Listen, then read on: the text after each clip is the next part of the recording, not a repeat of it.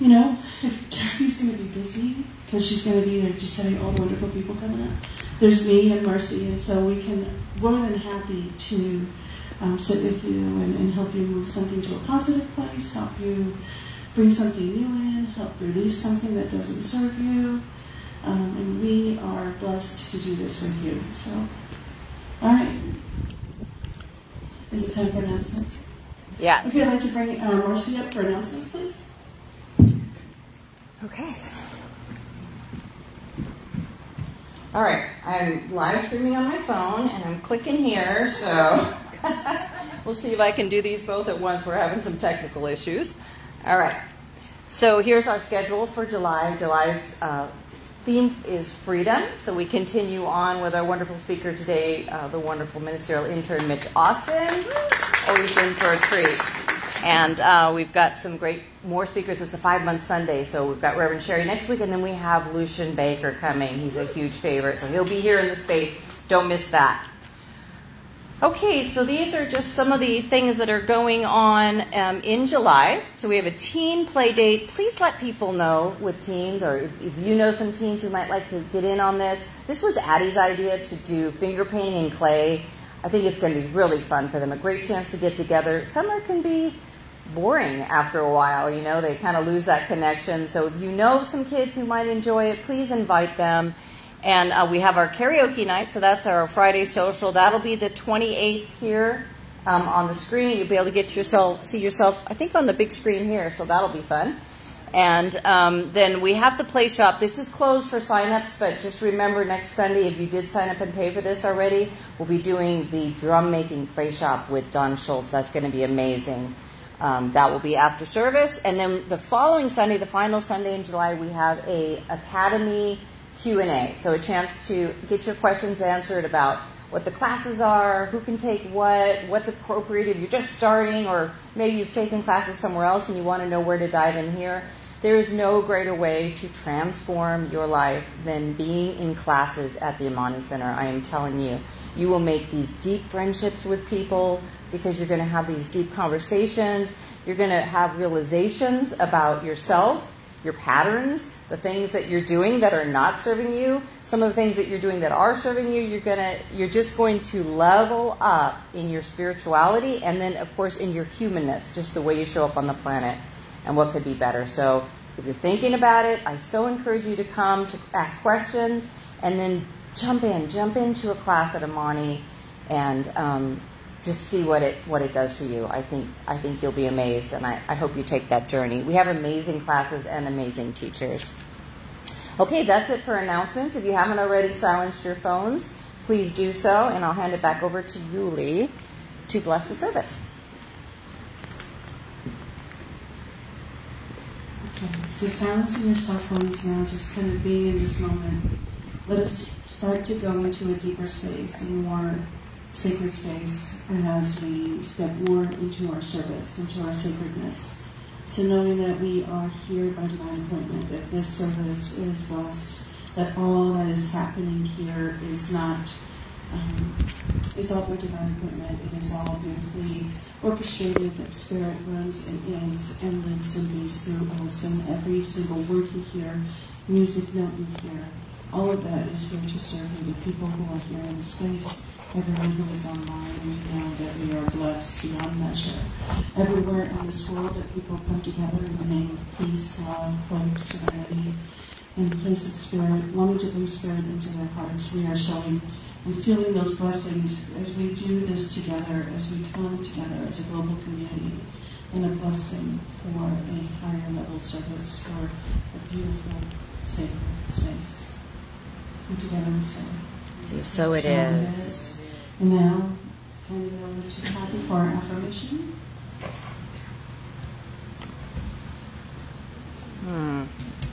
There we go.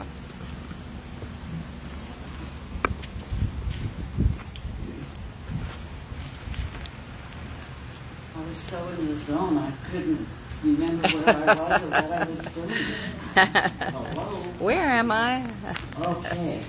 So today's affirmation is written by our wonderful Ministerial Intern, Mitch Austin. We're going to do it 3 times, one with enthusiasm and joy. The second time in our quiet inside voice. And the third time silently, and I will speak the words. So let us begin. It is safe for me to look at the parts of myself I have judged as less than and show them love. By loving all parts of myself, my capacity to love grows and spills out onto everyone in my life. It is safe for me to look at the parts of myself I have judged as less than and show them love. By loving all parts of myself, my capacity to love grows and spills out onto everyone in my life. It is safe for me to look at the parts of myself I have judged as less than and show them love. My loving all parts of myself, my capacity to love grows and spills out onto everyone in my life. And together we say, and so it is. So it is. Another song. And we're going to have another wonderful song by Daniel Nahmod. Don't you love technology?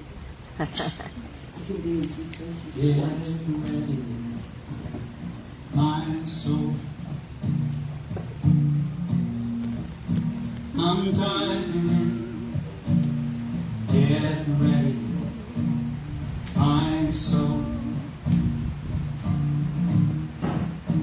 I'm diving to the deepest kind of love, to the sweetest kind of life.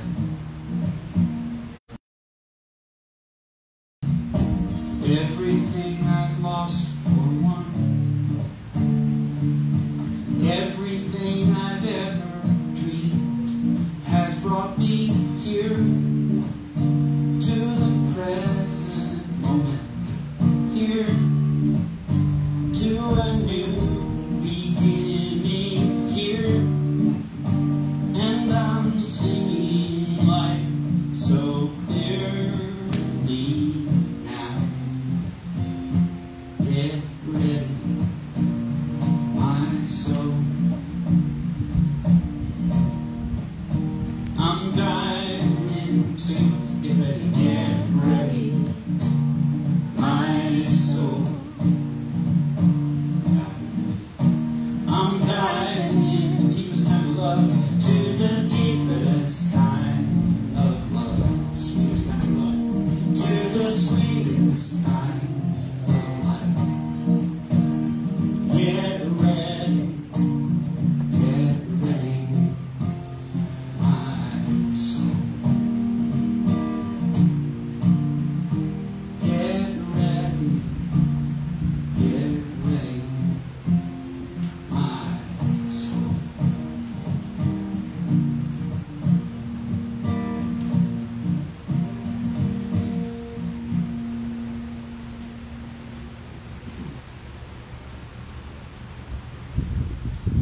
And in this sacred space, it is now time for our meditation. So I invite you to get comfortable in your seat.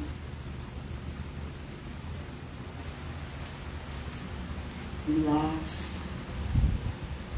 Quiet your mind. And together we will dive deep. You will feel the energy in the room shift and comfort you.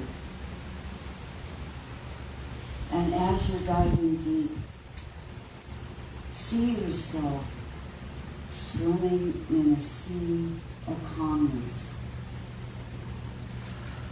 Underneath it might be turbulent, but on the surface it's calm and peaceful.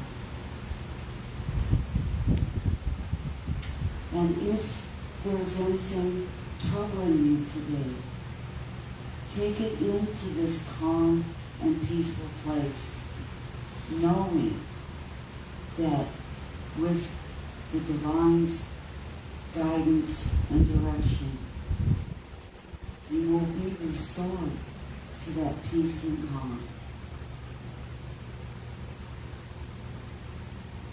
Relax and breathe.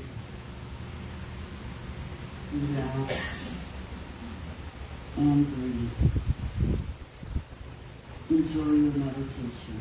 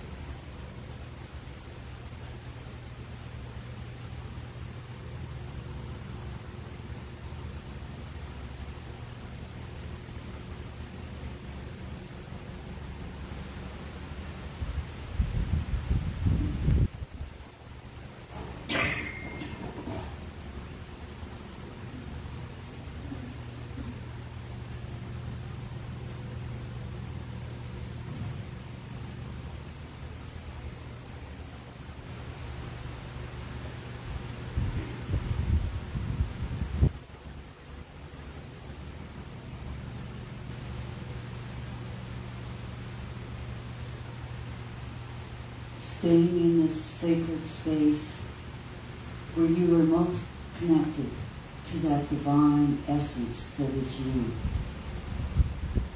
It is now time for a spiritual mind healing.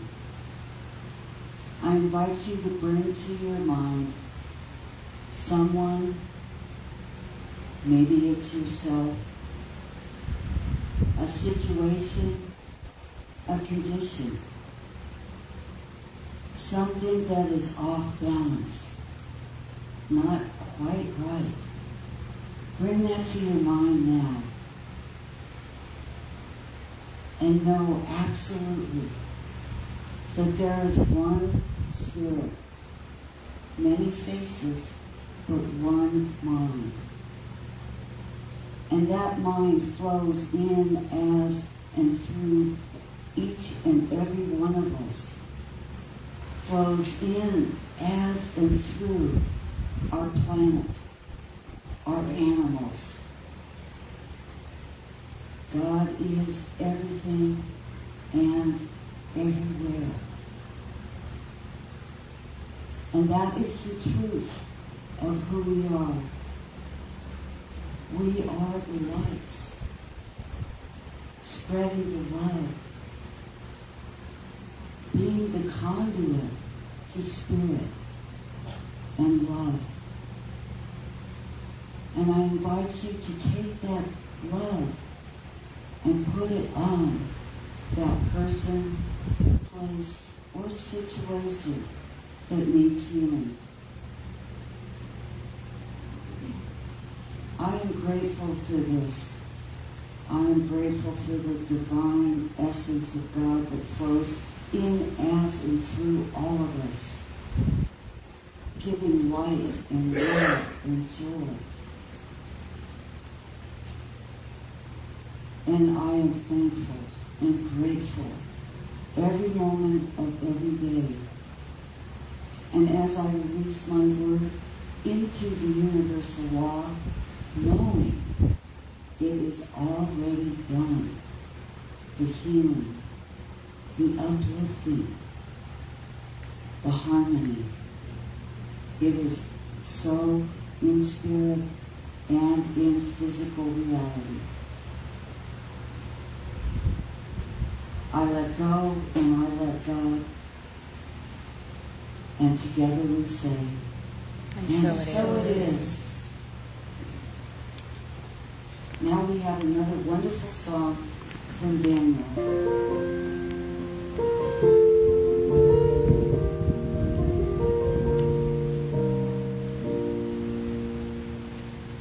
I'm through asking where I'm going. I've been asking all my life. I'm growing tired of all this wondering when everything seems to turn out right. So when my mind needs something to do, wants to know the future, I whisper this, I'm okay. I've always been, and I'll always be that way. So here goes nothing. I'm taking a chance. I'm opening up, knowing that I'm in good hands. And here goes everything. It's all on the line. Oh, but I'm not afraid this time. Some say it's crazy. Some say naive. Close my eyes and take the lead. But I know better, 'cause I believe even in the dark my soul can see. So when my mind plays its usual game, whoa, my answer is always the same. Yeah. Here goes nothing. I'm taking a chance. I'm opening up, knowing that I'm in good hands. And here goes everything. It's all on the line. Oh, but I'm not afraid this time. Here goes nothing. I'm taking a chance. I'm opening up, knowing that I'm in good hands. And here goes everything. It's all on the line. Oh, but I'm not afraid this time. No, I'm not afraid this time, 'cause I'm okay. Always been, and I'll always be that way. I'm okay. Always been, and I'll always be that way.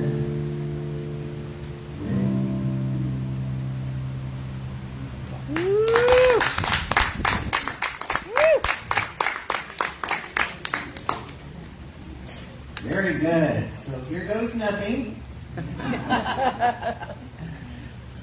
interesting, the music this morning. We did have a musical guest. There was some bumps in the road, and so we had Daniel pulled up. And his music is a perfect match for today's message. Yes. How that goes, isn't it? Yes. So who went to the hoedown last night? Got some hoedowners. We had a good time. You know, it takes a whole team of people to put that on, and there were a couple of people I missed in my thank yous. And first and foremost, I missed Chris Sari, who did our sound. There's no way we could have done it. And I also want to thank our board president, Steve Andrews, who I just threw the mic up to and said, get up there and say some things. So I really appreciate, you know, the teamwork that we have here at Amani. That's what makes it work. As well as your gift and your tithing.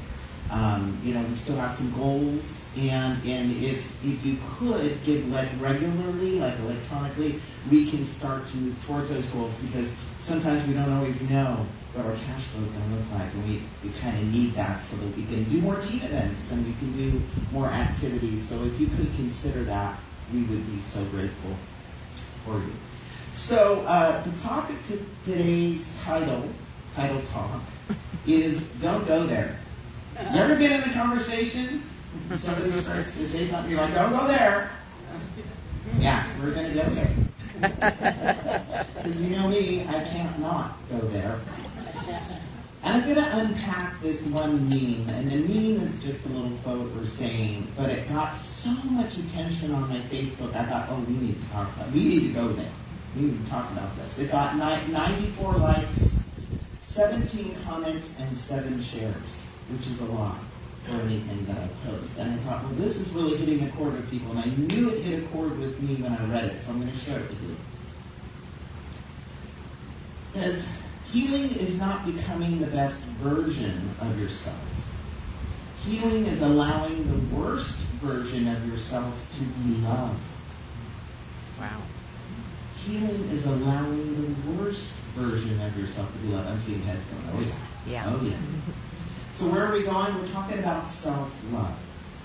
And self-love of the whole self. You can't say you love yourself, but then leave some parts out, right? That's not the truth. And so we're going to unpack that on some different levels today. But here's what Ernest Holmes says about love. He said, love is kind, gentle, and understanding. It is tolerant of others and reaches back through indifference and coldness to life, to something warm and pulsating that is at the very center of everything. And love is something that the more you give, the more you get back in return. And so we can only give what we have. So to grow our capacity for love, we gotta go inside. We're going to see what space within there is unloving towards ourselves. Does that make sense? So what do I mean by the worst version? What do I mean about the worst? We're going to talk about what I mean about the worst version. We're going to dig underneath the surface, do a little like root canal. I'm so glad you came to me. Yay. How do we love those parts that we deem unlovable? Well, that's a tricky one, right? How do you do it? And then why we must do it. Why we must do it. So sometimes we reject ourselves or judge ourselves harshly because we did something bad. We did something that's less than our best. We fell down on the job. We fell asleep. We had some lower level of consciousness that resulted in an action. Can anyone relate to that? Self or other? Yeah. Here's the thing. You are not your behavior. And you are not this. Right? The truth is, our behaviors and our body, they're really a reflection of the parts of ourselves that are healthy and the parts that still need healing. That's all it is. That's all it is. But our mind tries to make up stuff about it, right? Who am I? You knew better, right? Shame or blame ourselves. You know, my home church over in Sacramento, where I started on this journey many years ago, they have 4 things they believe, and one of them is, and this was the hardest one for me to get, so if it's hard for you, I understand, but what they said is, Everything in our expression is either a call for love or an expression of love, no exceptions. Everything. Everything. Everything. Think about that. Including you. Including that moment when you lost all your spirituality. Anybody? Right? Call for love. And when we make it any more than that, we start to create pain and lower level vibration that's unnecessary and unhelpful. The other area where we start to see parts of ourselves as unlovable is when we don't meet our mental or physical standards. And when we don't meet those mental or physical standards, we start shitting on ourselves. Anybody? I should go on a diet. I should start saving money. Right? I should organize my house. I should clean my car. And that is not loving. Anytime you use the word should, you know judgment's in the room. There's some type of judgment or rejection going on. I would invite you to shift that language to could. It's much more empowering, and it doesn't paint you as somebody who's falling short of the mark. You know, there's an area in my life where I have long judged myself. So I have a consistent tendency to wait to the last very second to do anything. Anybody in the room? Anybody do that, right? There's a lot of that. And I also have a very hard time doing mundane things. I remember in high school I would not tie my shoes. It was just too mundane. I would just stick them in there. I refused. And over time, especially when you get in a work environment, you know, my coworkers that were all like being really good and getting stuff done, and I was waiting the last second, and my desk looked like a hurricane, and I always felt like there's something wrong with me. Like I'm just not as good as everybody else.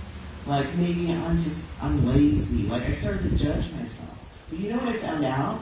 Is that I'm ADHD.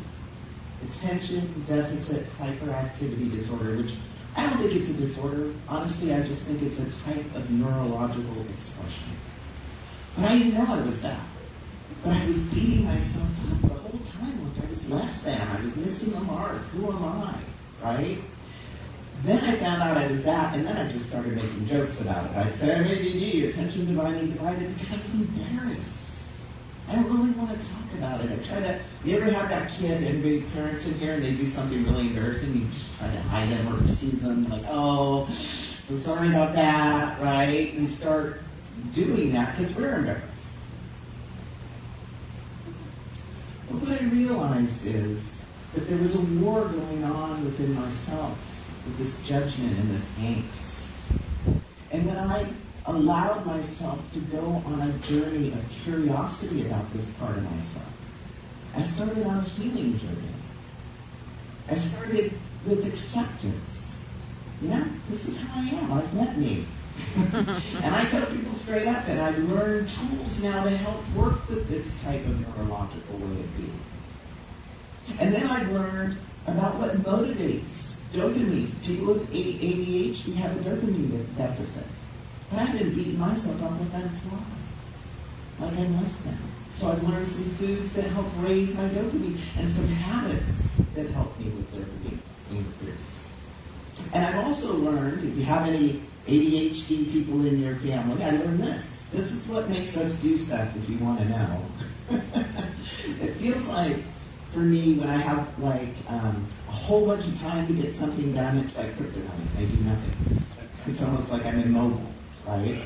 So there's an acronym called INCOME. So for people with this neurological predisposition, that's unicorns of the universe, we need things to be I, innovative, N, novel, C, challenging, U, urgent, or P, personal. And we can move mountains. But if it doesn't fall within that, and it's mundane and regular and everyday, it's almost like we're paralyzed. And people don't understand it. They don't understand. They look in at us and they judge us. Right? And then doing it. So I'm in part educating the audience. If you do have somebody in your life with this predisposition, you can know that there are ways to help support them. You know, right now I'm going through ministerial school, and yes, I am on track for October. So excited. And I have to come clean with my advisor and said, look, if it isn't income, it's like I have lead weights on my legs. I said, I need people to sit on me and goose me to get me things done. So I have 3 people sitting on me now. It's working. But I had to be honest. And I couldn't be honest, and I couldn't share my stuff unless I had accepted it. Unless I had embraced it in some way. And by the way, it has superpowers. I can hyper-focus, I can get things done like that when I have to. So there are things about it that are good. But what if I hadn't gone on this journey of self-acceptance? What if I never found out that I have this different way that my brain works? I would still be hiding that away, excusing it. Right? I was really good at coming up with creative excuses as to why things weren't done. Now I just say, look, this is who I am, I'm working on it, right? Because I can do that because I embraced it. I don't want to change it now. I actually love that part of myself. And I always say, if us neurodivergent people have created the world, all you normal neuro people wouldn't operate very well in it. And then the other area where we tend to see unlovable parts of ourselves is when we don't live up to others' expectations. Maybe it's your partner, maybe it's your family, maybe it's your community. You know, John Denver, his family, long line of dentists. Yeah, they were not happy to hear he wanted to be a musician, right? And he could have judged himself for wanting to go down that path because he was letting his family down. Thankfully, he kept playing his guitar, right? And there's some beautiful music as a result of that. Some families really look down upon divorce. That can tear families apart. And sometimes your own family judges you for the failure of the marriage. And now you're judging that part of yourself, but maybe it grieves. Maybe it was me. Maybe there's something about me that's just broken. Right? That's not true. These are stories we start to spin that have nothing to do with the truth. Because you are a piece of the divine. You are a piece of God in form. You know, everything in existence in this world is a thought before it was a thing. Somebody had to think about that chair, the design, the materials, all in thought before it came into form. Everything. Guess who thought of you before you came into form? God. And God don't make no junk. And this absolute perfection of love and power and grace thought you were a good idea on the planet, and still does. And nothing you do or say can ever diminish that. Not even a little bit. Just think about it. God, Spirit, the divine, all powerful. Can you do anything to hurt something that's all powerful? Can you? You can't. That's why I think the Bible talks about parent-child relationship. You ever have a child do something wrong? Yeah.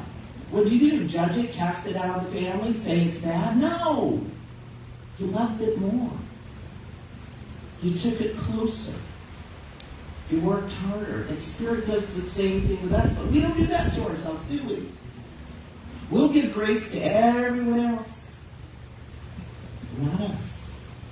Isn't that interesting?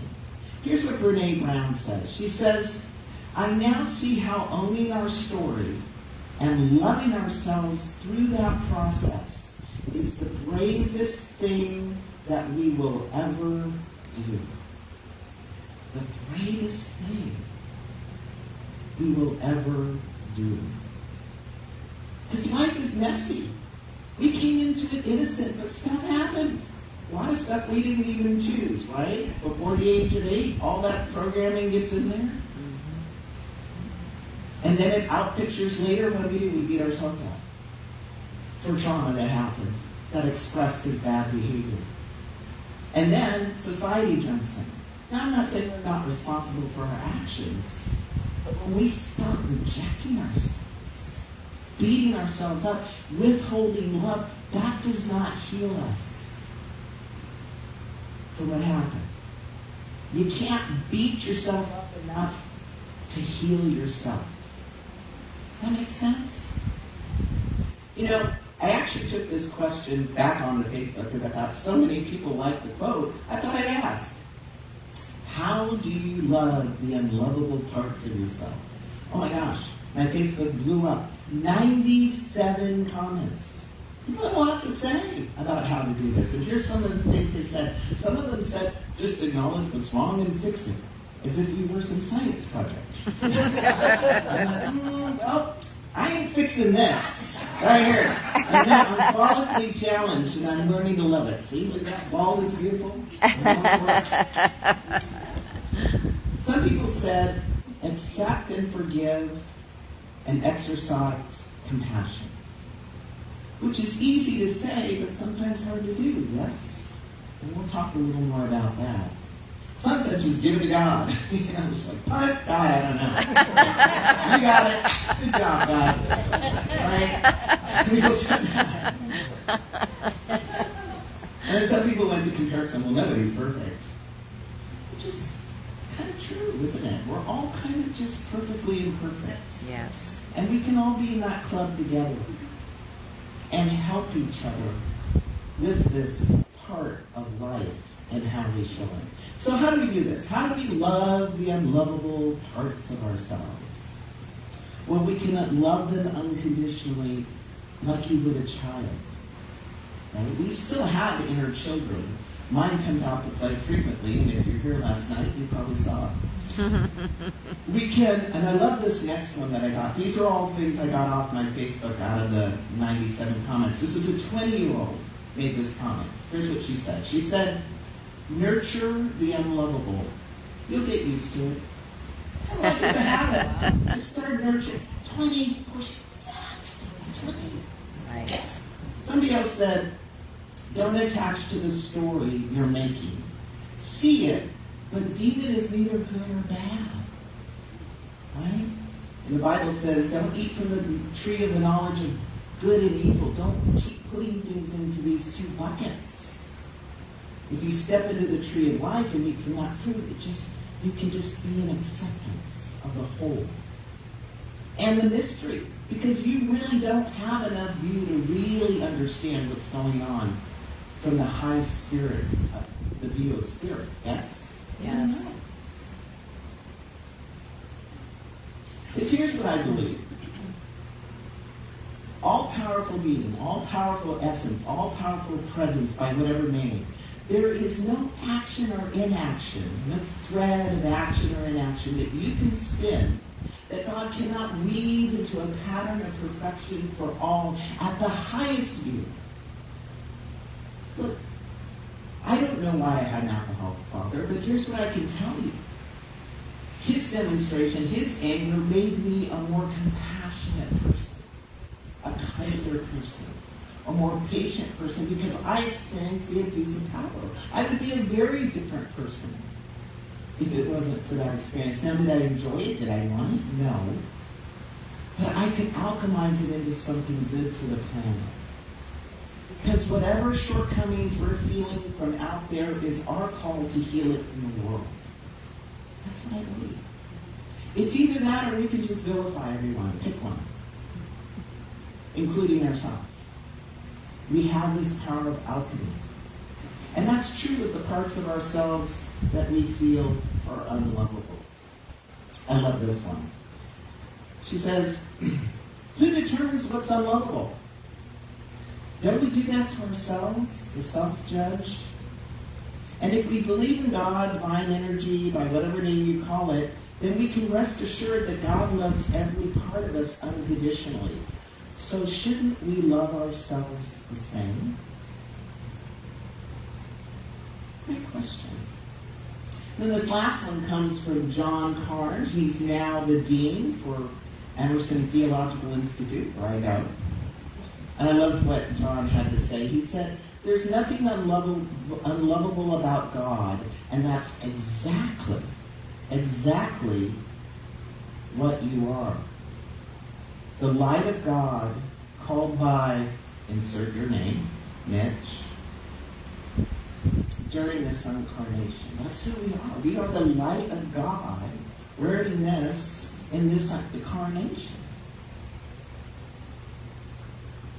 And then Brené's Brown instruction on how to love our unlovable parts. She says, talk to yourself like you would to someone you love.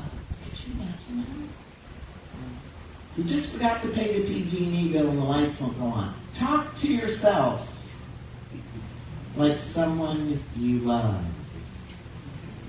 Right? Imagine if we did that all the time in our heads. How much lighter we would feel, how many of us would go off of blood pressure medication if we did that? So why must we do this? Why must we go in there and love those unlovable parts? Here's what I believe. Authentic love is like a two-way mirror. It can only be given to another with integrity when you also give it to yourself in equal measure. The way Maya Angelou says, beware of taking a shirt from a naked man. Like, there's something out of balance when we're giving more love to everyone else than ourselves. Have you ever noticed that? Have you ever met somebody who's really self-deprecating? They're hard on themselves. They withhold from themselves, but they'll give to you. How does that feel? It doesn't feel good, does it? It's almost like you don't want to take their love or what they're extending to you because you recognize they need it for themselves. See, that's out of integrity. So I left my job in May to start my business, but before that, back in December, I have a kitchen cabinet. So I go, I thought, well, someday I'll have Oprah's salary, so I got to have a kitchen cabinet. And a kitchen cabinet is trusted people, advisors who know you, whose opinions and reflections that you trust. And so I met with each one of them to talk about this change I was going to make from my day job to my business. And I asked them several questions, one of which was, what is it I'm not seeing that I need to see as I go on this journey? Because we all have blind spots. And I was willing to hear the truth. And someone in my cabinet was brave enough to tell me. She said, sometimes your words, you put yourself down. And she said, I think you do it more than you realize. And it lowers your energy. It lowers your value. And it was probably hard for her to tell me that, but I really needed to hear that. And so I've been working on that. Because if you love yourself, you're not going to be putting yourself down all the time. Yeah, you ever been with somebody who put themselves down and made you feel uncomfortable? You were hurting for them? Yeah.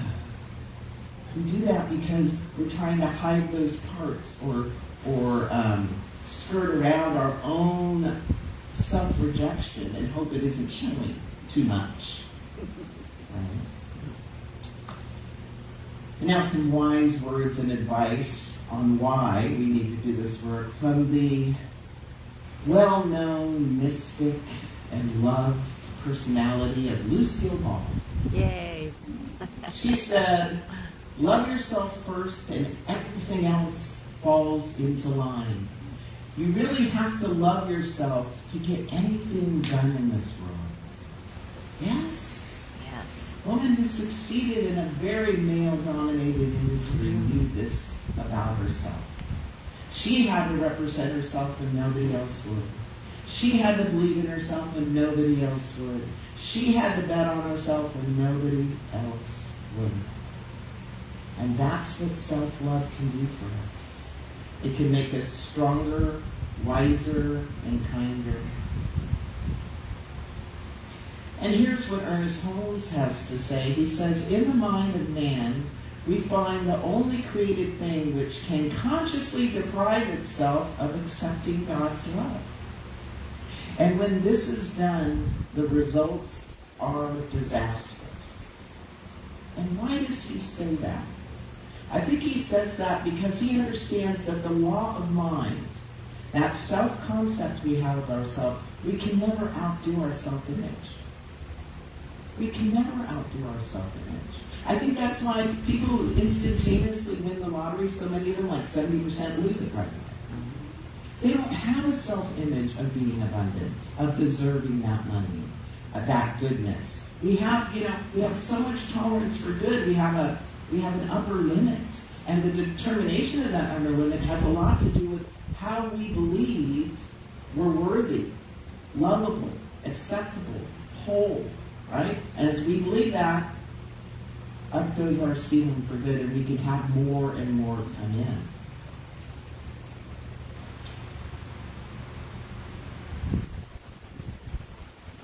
And here's the thing, too,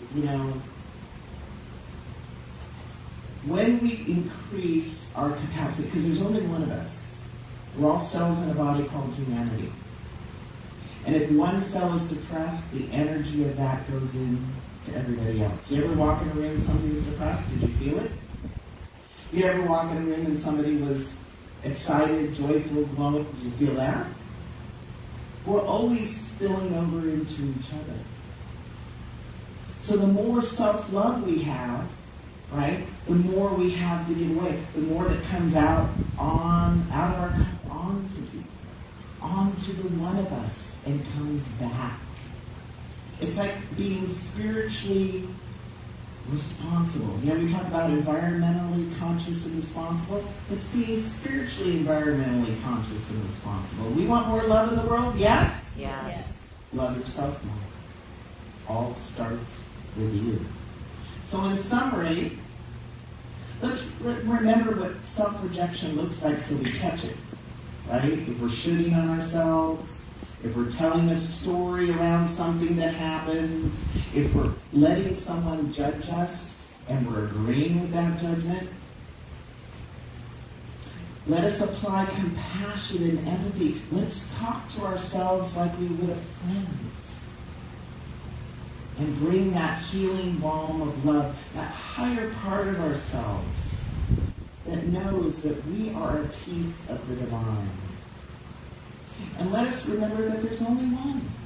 There's only one of us. And whatever we want to grow in the world, love, peace, joy, harmony, abundance, serenity, it starts with us on the inside. Or we don't have it to give. At least not with integrity. I want to leave you with what love is from the Bible. This is one of my favorite passages from 1 Corinthians 13, 4-8.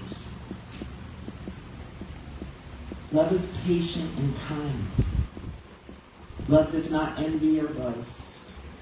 It is not arrogant or rude. It does not insist on its own way. It is not irritable or resentful. It does not rejoice at wrongdoing, but rejoices with the truth. And love bears all things, believes all things, hopes all things, endures all things. Love never ends. Blessed be. Woo!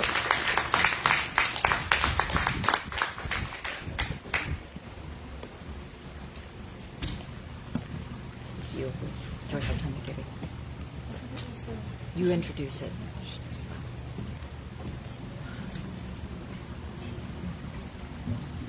All right, thank you, Mitch. One more round of applause for that amazing, always an inspiration. Definitely focusing on this idea of bringing love into ourselves and then spreading it with others.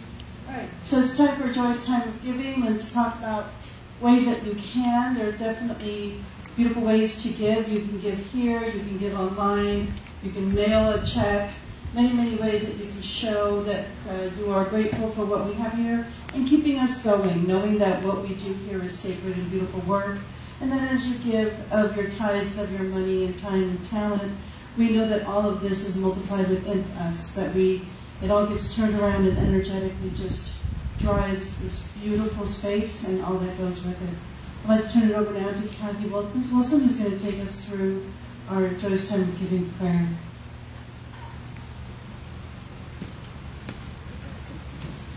Okay.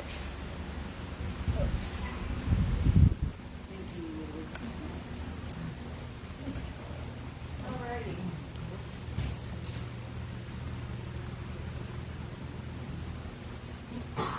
Can you hear me? Yeah. Okay. Forgot to turn on the button. Anyway, now it's time for our joyous time of giving. Thank you so much, Mitch. That was wonderful. It resonated. Okay. If this is your first time, and I don't think anybody's here for the first time, anyway, if you're already part of our community, we would like to encourage you to set up an automatic tithe. It's easier for us to budget, and it's easier for you guys because you don't have to remember to bring money every Sunday. All right. Tithing is an important aspect of spirituality. People don't often connect those two parts, but it is true that in the giving you receive. And you receive so much here, and we give you so much here. It's a reciprocal relationship. So to keep everything moving smoothly, it takes some resources. And with that note, I'm going to ask the ushers to please pass the baskets. And I believe we have another song. Yes. Daniel, with another song.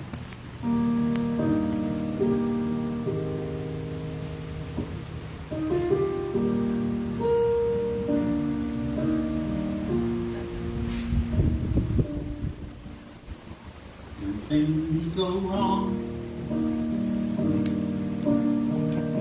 it's natural to wonder. Yeah. What celestial rule did I break? Yeah, we'll do that too. Things go right. It's logical to ponder. What credit can I take? But the truth is so much easier. I don't need a master plan. I can live here in the moment. 'Cause my life is in good hands.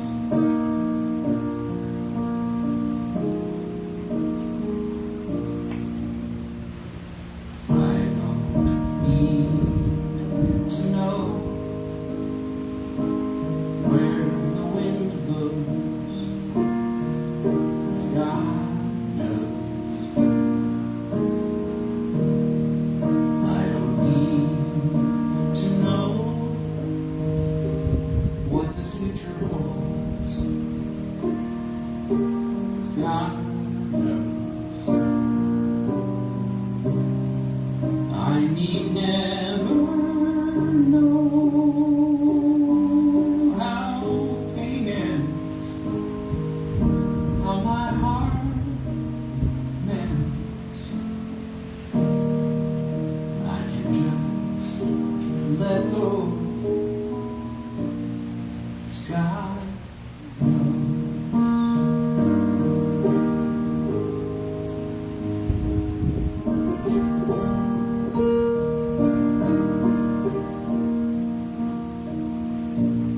Still, I find crying out for answers. Guess I'm still craving control. Still, I find I'm afraid of taking chances, as if I could damage my soul. But at this moment, I remember it comes so clearly. The minute I surrender, I'm as safe as I could be.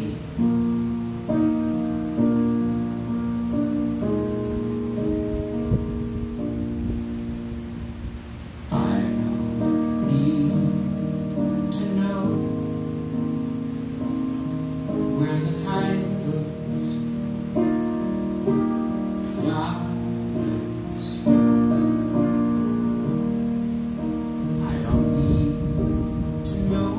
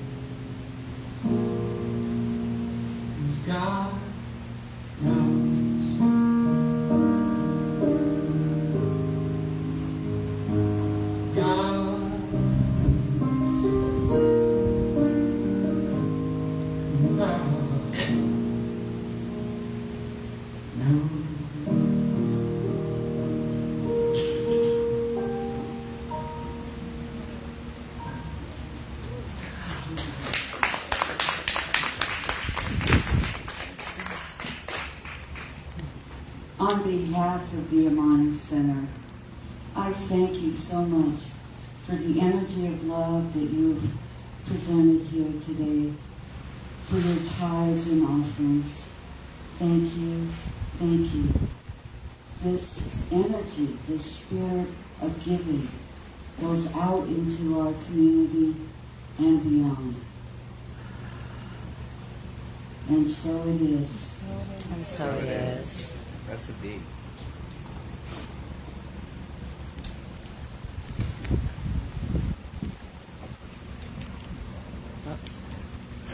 Snapping the kids? Yes. Are they here? I have no idea. Yes, they are. Yay! All right. Okay, bring up the kids. Woohoo! Come on, kids.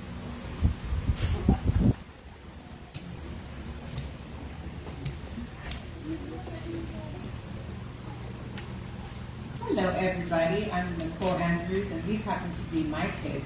Annie and Charlotte. Today, we focused on regulating our nervous system. So we happen to be a family of sensitive nervous systems. And I heard that Mitch was talking about ADHD today. Hello. I'm absolutely positive that we have neurodivergence running through our family. If you don't know that term, I think it's really important that you take some time to learn about it, because there are people walking this earth who you might think, they do some weird things. You might see some kids who don't act accordingly. You might see some adults who you think they're rude, but in fact, that's not what's happening. They may just be neurodivergent and have sensitive nervous systems. So today, what we did was focus on some exercises to help regulate our nervous system. I use them frequently. We use them frequently. But we kind of went through the steps of how we kind of figure out how to work with this. So if we have a dysregulated nervous system, I gave the analogy of like a cactus or a prickly pear, very prickly. And if your nervous system is regulated, then you're kind of like a fluffy bunny or a flower. And so what's the first step in figuring out where you're at? Awareness. Yes. Awareness of what? How you're feeling, right? Yeah. And then what do you do to kind of like work with that awareness? HALT, which stands for, can you help with that? Tired. So what's the H? Hungry. The A is Anger. the L is Lonely. or anyway, are we hungry, angry, lonely, tired? Gives us the awareness of how we're feeling. Nice. And then what was the exercise we did today? The bear hug. Sorry. I need to work on letting go of control.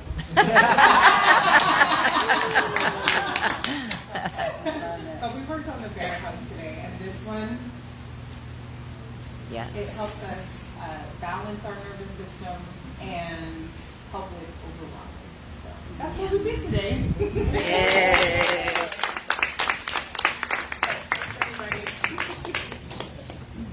All right. I am not a singer. No. So can I get some? So we're going to stand together. I forgot to advance the slide before. Oh, you did. Thank you, Steve. We're going to stand together so we can sing our closing song. And I'm thinking that Nicole might need to teach all of us some self-regulating tools sometimes. That sounded really good. Yes. Yes. All right. Excellent. All right. Are we ready? Ready, Freddie. 3, 2, 1. Presence is here. The presence is here. Love and spirit prevail on each face. The presence is here. Amen. The presence is here. God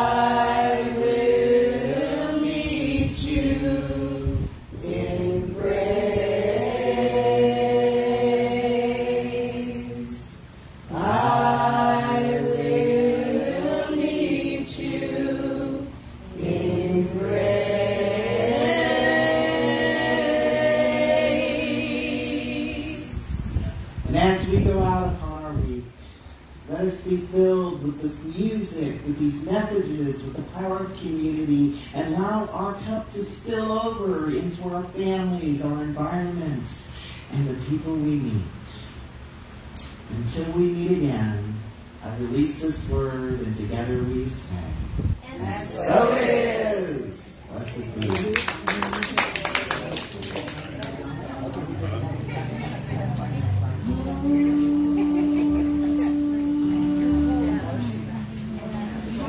Hold on one second.